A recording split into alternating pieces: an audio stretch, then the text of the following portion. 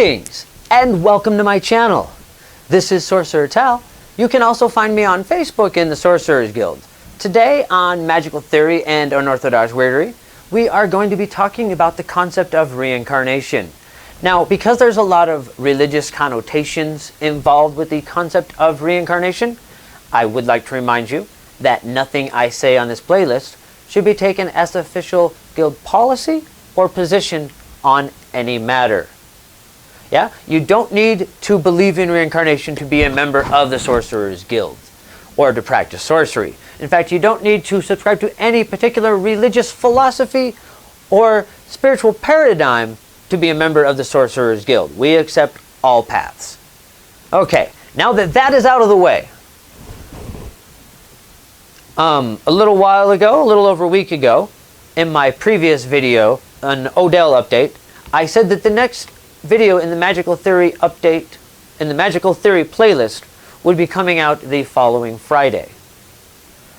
Those of you familiar with the channel have probably noticed by now that I'm really not that great at keeping to a schedule. But this time it was more than just my ADD, yeah? Every time I thought of the word reincarnation, in the back of my mind, I would hear the word evolution. And so I decided to take some time and think about the correlation between these two concepts before I did this video. Okay, so what is the correlation between reincarnation and evolution? Now, before we go any farther, I also want to point out that I am not talking about evolution in the Darwinian concept of the word. Yeah, I am not talking about whether or not man had a common ancestor with apes. Yeah, we're not going to talk about it on this channel. You can go to an anthropology channel if you have questions about it, about that type of evolution. We're not going to get into that here. Okay, so what am I talking about then? I'm talking about spiritual evolution. Now, there's a lot of religious precedent for this idea of spiritual evolution being connected into reincarnation. In fact, it's pretty much ingrained into the idea.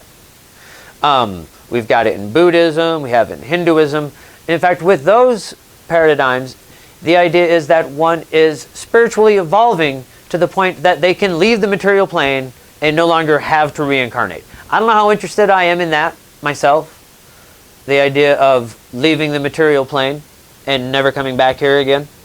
I'll get into a little bit more as to why I don't think I'm interested in that later on in this video, but for now, let's stick with the idea that they believe we evolve into higher forms.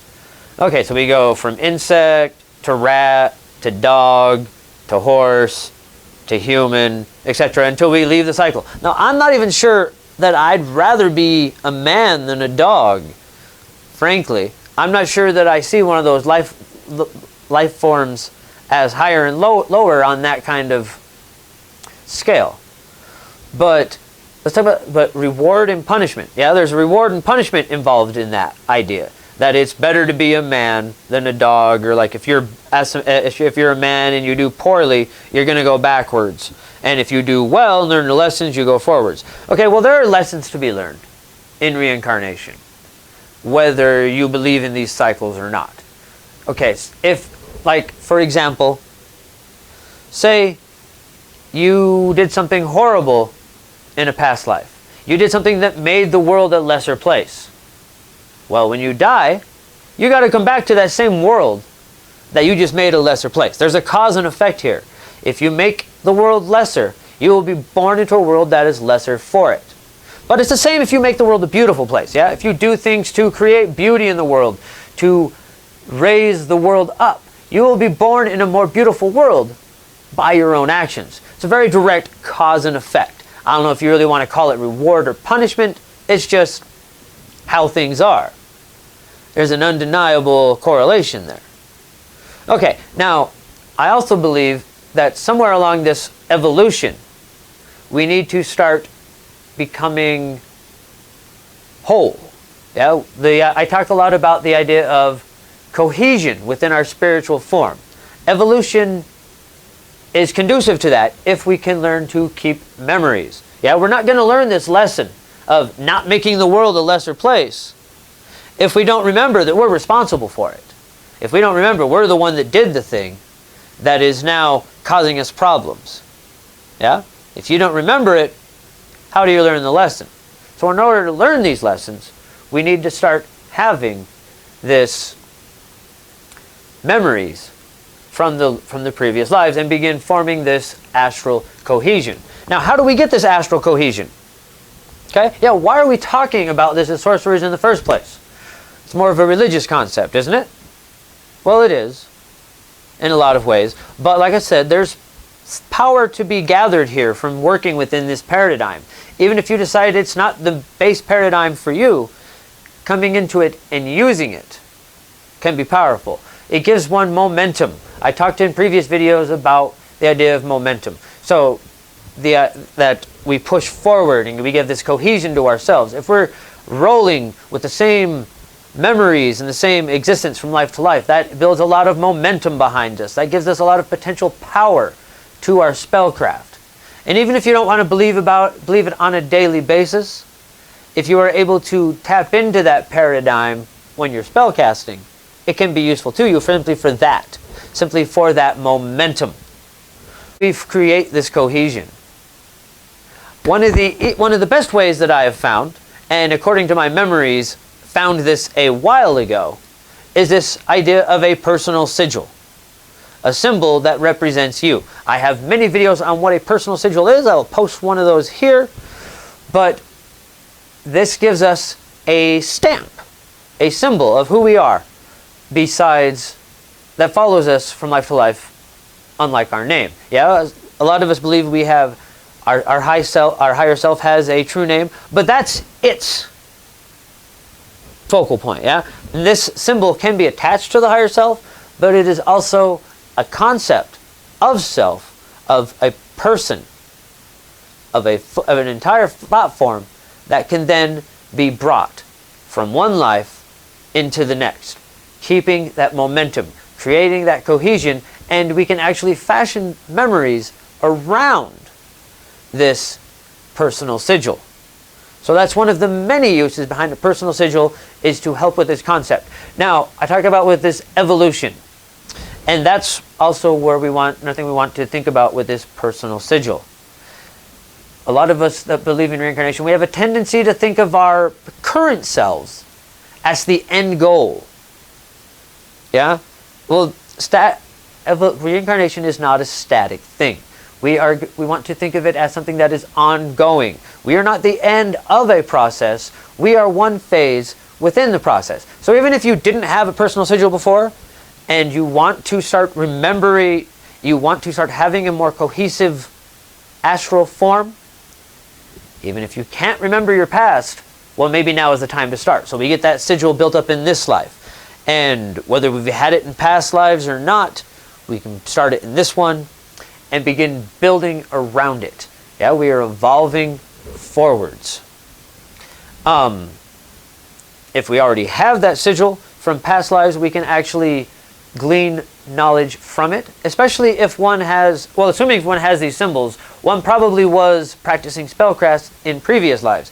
And that is the lives that are the most useful to the spellcaster, is those lives where we were using similar things. Yeah, that's the stuff that's going to correlate the most easily. For myself, when I remember past lives, almost always, the first thing that I will remember is my own death.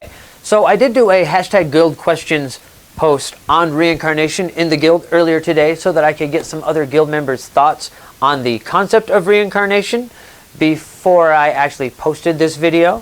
One of the things that was brought up a lot was the idea of time being cyclical and whether we could remember past lives. Now, I'm not saying that I'm necessarily right on that matter, but I think that the linear versus cyclical... Actually, I'm just going to go ahead and read off what I wrote. I think what I said was pretty good. So I'm just going to go ahead and read it off since I can't seem to remember it quite right. I think linear versus cyclical is a matter of perspective, and as cliche as it sounds, both are true in their own fashion. However, in this case, I can be more clear. There is the higher self, whose visualization can be seen as the observer existing in the eternal now, partially aware of every experience we will ever have, not just in time, but alternate timelines as well. From this perspective, time isn't even cyclical. Time is simply a pattern that can be followed like threads in a tapestry, each moment intertwined to the next, distinct if you look close enough. This perspective is from the mental plane's deepest point. All is thought, a knowing of information. Then the energy moves, becoming the transfer or processing of information defined as energy. This energy forms the astral plane, where the aspect typically thought of as our souls perceives from, the us that travels from life to life.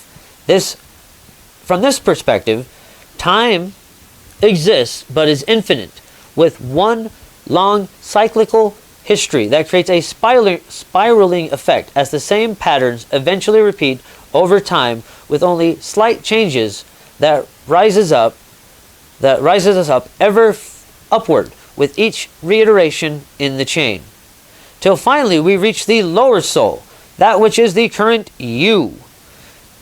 Its perspective is most often focused on the material plane. From this perspective, time is mostly a straight line with a clearly defined beginning and inevitable end at some point. But these smaller lives are exactly the point of why we are here, or at least are how we entertain ourselves in the grand scheme of things. Okay, so I mentioned earlier about this idea of escaping the material plane, and that I don't necessarily agree with that idea, and that's why. Yeah, in my perspective, and from what my own personal gnosis, the whole purpose of life, the reason that we're here, is that we're already all in that eternal now. That is where our ultimate perception comes from. And we are reaching down from there to the material plane to experience it, to get down here and check it out. I don't want to get to the point where I'm bored and have to find something else to do.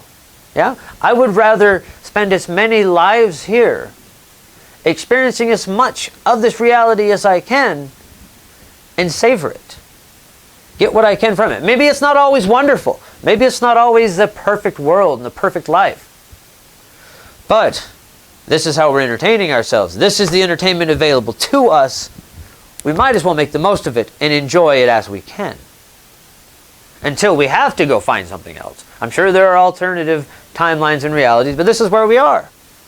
And the more we can remember from life to life, the more we can carry forward of these lessons of how to exist on this plane and what things are useful to us here, the more we can use those lessons to more greatly enjoy the lives that come after. Okay, so a lot of people brought up this idea of genetic memory, and as opposed to past lives. Now, I'm not saying that genetic memory doesn't exist, but I think there's a correlation there as well. Yeah? I mean, where I remember my lives, I can think of 3 or 4 lives where I am certain that those lives were along the same family line that I'm in now.